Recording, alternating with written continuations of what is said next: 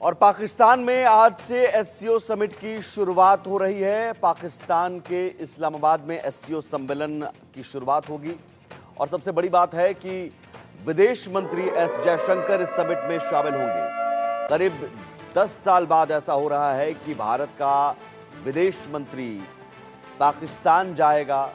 विदेश मंत्री एस जयशंकर पाकिस्तान जा रहे हैं, इस्लामाबाद जाएंगे और इस एससीओ समिट में शामिल होंगे। हालांकि पहले ही विदेश मंत्री एस जयशंकर ने कहा कि उनका ये पाकिस्तान दौरा सिर्फ और सिर्फ एससीओ समिट में शामिल होने के लिए है, न कि कोई द्विपक्षीय दौरा है, कोई द्विपक्षीय बातचीत के लिए दौरा है। पाकिस्तान से बातचीत तब तक नहीं होगी जब तक कि वो आतंकवाद पर लगाम नहीं लगाएगा। और इस एससीओ समिट में पाकिस्तान के इस्लामाबाद में जो एससीओ समिट होना है उसे लेकर अलर्ट भी जारी कर दिया गया है। बैठक के लिए पाकिस्तान में सुरक्षा बढ़ा दी गई है। चूंकि इस्लामाबाद में प्रदर्शन हुआ था इससे पहले, ऐसे में एससीओ बैठक के लिए पाकिस्तान में कई सारी पाबंदियां लगा दी गई हैं। 3 दिनों के लिए सरकार ने निर्देश जारी किए हैं। राजनीतिक उथल पुथल का दौर जारी है पाकिस्तान में। पीटीआई समर्थक सड़कों पर उतरे हुए हैं इमरान खान की रिहाई की मांग को लेकर। और कराची में भी प्रदर्शन हुआ, इस्लामाबाद में भी प्रदर्शन हुआ था, जिसके बाद से सेना ने मोर्चा संभाला हुआ है। तो पाकिस्तान में आज से शंघाई सहयोग संगठन यानी एससीओ समिट शुरू होने जा रही है। इस समिट में शामिल होने के लिए भारतीय विदेश मंत्री एस जयशंकर इस्लामाबाद पहुंचेंगे। पाकिस्तानी प्रधानमंत्री शहबाज शरीफ डिनर का आयोजन करेंगे और इसके साथ ही एससीओ समिट की शुरुआत होगी। अगस्त में पाकिस्तान के प्रधानमंत्री शहबाज शरीफ ने प्रधानमंत्री नरेंद्र मोदी को एससीओ समिट में शामिल होने का न्योता दिया था। करीब 9 साल बाद किसी भी भारतीय विदेश मंत्री का ये पहला पाकिस्तान दौरा है। इससे पहले सुषमा स्वराज जब विदेश मंत्री थी तब वो पाकिस्तान गई थी।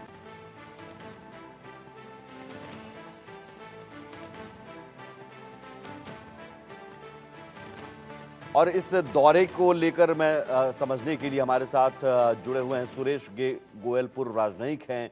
स्वागत है सर आपका। आप विदेश मंत्री एस जयशंकर जाएंगे, लेकिन हालांकि एस जयशंकर ने पहले ही उन्होंने कह दिया था कि ये दौरा सिर्फ एससीओ समिट के लिए है, कोई द्विपक्षीय दौरा नहीं है। लेकिन इस दौरे के जरिए क्या पाकिस्तान कुछ मैसेज देने की कोशिश करेगा? देखिए, ऐसा है कि फॉर्मल तौर पर जाहिर सी बात है कि कोई द्विपक्षीय बातचीत नहीं होगी और विदेश मंत्री जयशंकर ने भी कहा है कि नहीं करेंगे हम। लेकिन एक राजनयिक के तौर पर मैं इतना जरूर समझता हूं कि जब आप एक ही कमरे में हैं, समिट की बैठक हो रही है और ये तो एक तरह से कोई बड़ी मुश्किल लगता है कि वो वहां पर शहबाज शरीफ के से नहीं मिलेंगे या उनके विदेश मंत्री से नहीं मिलेंगे। आसपास में कहीं ना कहीं हाथ तो मिलाया ही जाएगा, बातचीत होगी।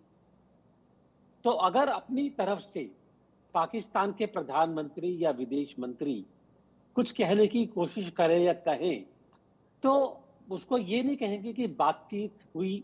अब यूं तो जो है ट्रूडो ने भी कहा कि भाई हमारी बातचीत हुई थी प्रधानमंत्री मोदी ने, वो कहते नहीं हुई थी वहां पर लाओस में, ऐसी कोई बातचीत नहीं हुई। तो ये एक अपना नजरिया हो जाता है, बोल देते हैं, कुछ जिक्र हो जाएगा, लेकिन फॉर्मल तौर पर ये पक्की बात है कि कोई बातचीत नहीं होगी। इनफॉर्मली चलते फिरते अगर कोई बातचीत हो या कहा जाए तो उसका कहना बड़ा मुश्किल हो नहीं, जाएगा। चूंकि पिछले साल गोवा में जो एससीओ के विदेश मंत्रियों की बैठक हुई थी, तस्वीर उसकी भी याद आ रही है कि जी। उस वक्त भी एक मंच पर जब आए थे फोटो सेशन के लिए, तो विदेश मंत्री एस जयशंकर और बिलावल भुट्टो जी। पाकिस्तान के तब विदेश मंत्री थे, वो आए थे। दोनों ने हाथ नहीं मिलाए थे। जी हाँ। देखिए, हाथ नहीं मिलाए थे। मैं ये कह रहा हूं कि जब आप एक फॉर्मल अपॉर्चुनिटी होती है हम्म।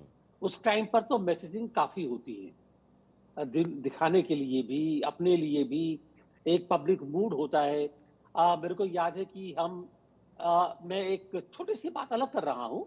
जब मैं यूनाइटेड नेशंस में था तो उस टाइम पर पाकिस्तान का हमारे ऊपर काफी ज्यादा प्रेशर चल रहा था, ये अबाउट जम्मू एंड कश्मीर। और उसमें जो है सिक्योरिटी काउंसिल भी मूव कर रहे थे, सब कर रहे थे ये। लेकिन मैं आपको बताऊं, उससे पहले जो यूनाइटेड नेशंस में हम्म। एक ये औपचारिकता हुआ करती थी कि पाकिस्तान बोलेगा फिर हम बोलेंगे। तो जब ये शुरू हुआ, तो ऐसे ही हम जो है जनरल असेंबली हॉल में खड़े होकर के पाकिस्तान के जो नंबर 2 थे, उनसे बातचीत चल रही थी। तो हमको कहा गया हमारी तरफ से कि भई देखिए, एक तरफ तो जो पब्लिक एटमॉस्फियर है, वो अलग है। अगर इस तरह के सामने आता है कि आप पाकिस्तान के डिप्लोमेट से इस तरह बात कर रहे हैं, तो एक असर अलग पड़ता है। मैं इसलिए बता रहा हूँ आपको ये, कि काफ़ी सारी चीज़ें ऐसी होती हैं जिनको एक बहुत छोटे तौर पर नाजुकता के तौर पर समझना पड़ता है। तो कैमरे के सामने कुछ नहीं होगा, बिल्कुल नहीं होगा।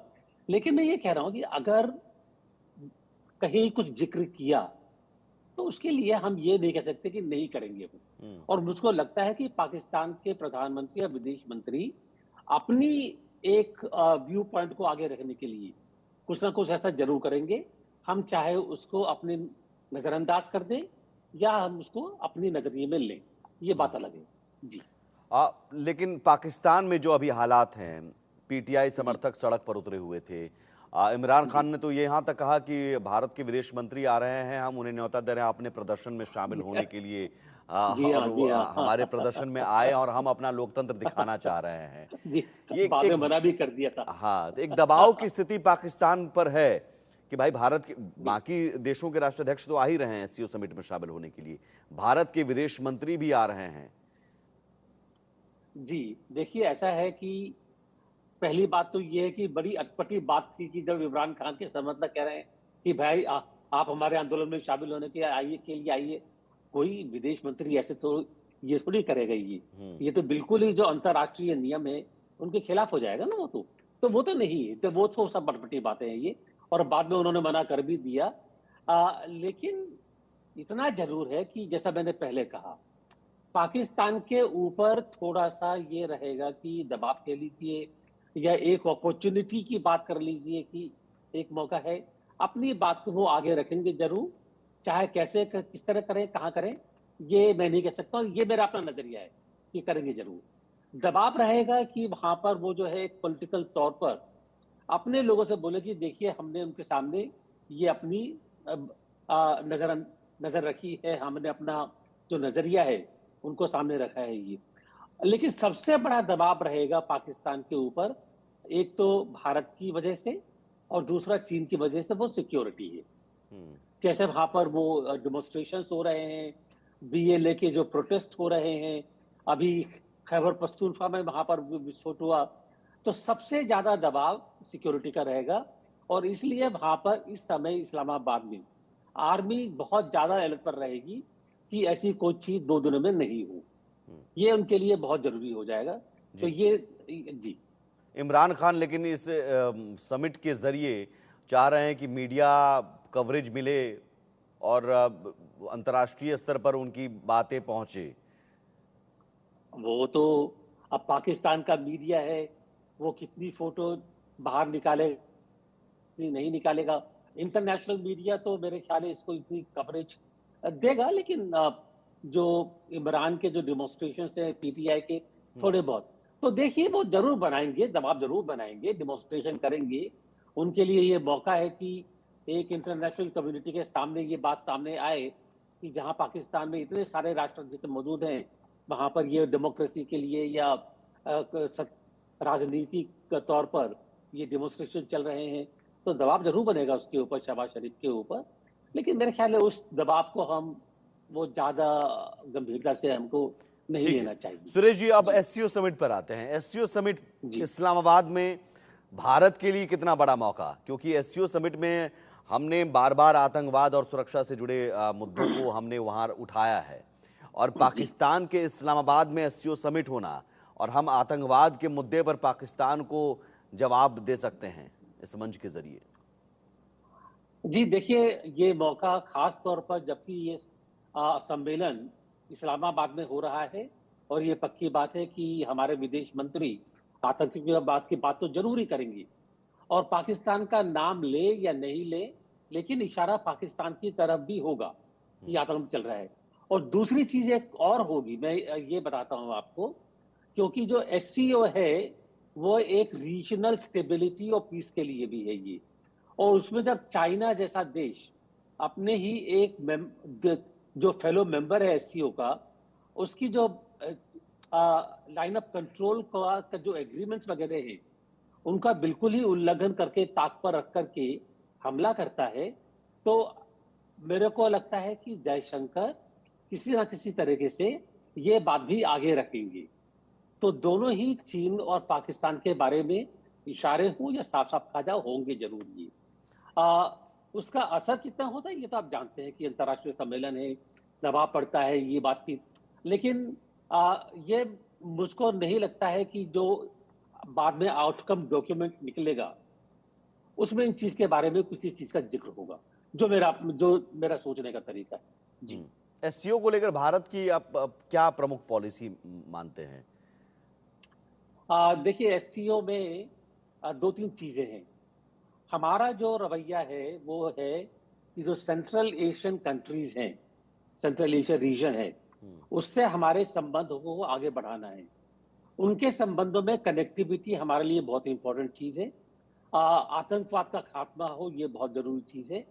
आपस के जो समझौते हैं, चाहे वो टेरिटरी ये सीमाओं के बारे में हो या अर्थव्यवस्था के बारे में हो, ट्रेड के बारे में हो, इन्वेस्टमेंट के बारे में हो, ये बहुत ज़रूरी ये बहुत मायने रखते हैं। तो हमारा जो रुख रहेगा वो ये रहेगा कि हम एससीओ के माध्यम से अपनी बात रखेंगे आतंकवाद के बारे में और ये कि जो देश हैं, जो समझौते हैं, आपसी समझौते हैं, उनका पालन किया जाए और आपस में आर्थिक सहयोग और टेक्नोलॉजी के लिए चाहे वो ये आर्टिफिशियल इंटेलिजेंस हो, इंफॉर्मेशन टेक्नोलॉजी हो, हेल्थ हो, काफ़ी चीज़ें हैं ऐसी, जिनके बारे में सहयोग की भी हम बात करेंगे।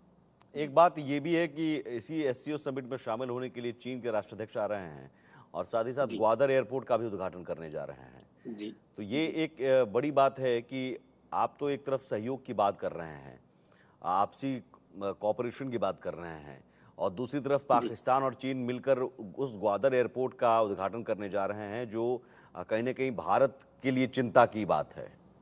बिल्कुल सही बात है ये। जी, तो यही तो अंतर्राष्ट्रीय राजनीति है देखिए आप, कि कहने के लिए कुछ और होता है, करने के लिए कुछ